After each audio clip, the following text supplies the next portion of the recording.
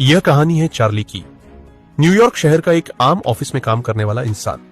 उम्र सिर्फ 31 साल, लेकिन उसकी जिंदगी में एक उलझन है, एक सपना, या शायद कोई मानसिक खेल। चार्ली को लगता है कि न्यूयॉर्क के ग्रैंड सेंट्रल स्टेशन पर सिर्फ दो नहीं, बल्कि एक तीसरा स्तर यानी तीसरी मंजिल भी मौजूद है।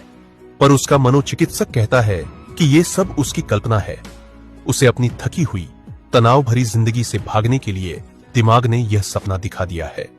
इसे अंग्रेजी में कहते हैं वेकिंग ड्रीम विश फुलफिलमेंट, यानी जागती आंखों में पलने वाला सपना। एक दिन जब चार्ली देर शाम घर लौट रहा था, उसने वही तीसरी मंजिल देखी। वहां सब कुछ पुरानी दुनिया जैसा था। दीवारें, लाइटें, लोग, सब पुराने जमाने के। उसने अखबार में देखा, यह साल है 1894, यानी 19 जुलाई 1894। चार्ली को लगा शायद यही उसका सुकून है। उसने टिकट खिड़की पर गैल्सबर्ग, इलिनॉय के 2 टिकट मांगे।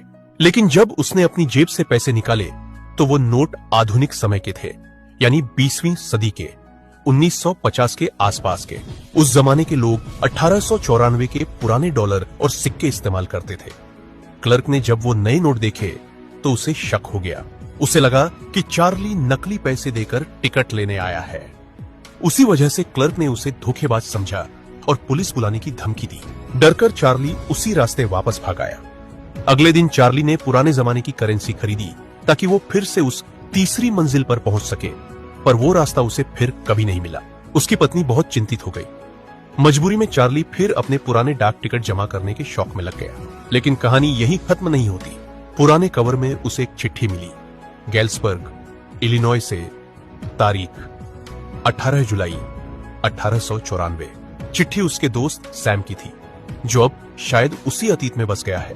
अतीत में बस गया यानी सैम ने उस पुरानी दुनिया में अपने लिए नई जिंदगी चुन ली है। वो सन 1894 में गैल्सबर्ग जैसे शांत और सुकून भरे शहर में रह रहा है, जहां न कोई युद्ध है, न तनाव, न भागदौड़ है, न डर। कहने को ये सब कल्पना है, पर कभी कभी इंसान का मन इतनी गहराई से उस काल्पनिक दुनिया में खो जाता है कि उसे वही सब असली लगने लगता है।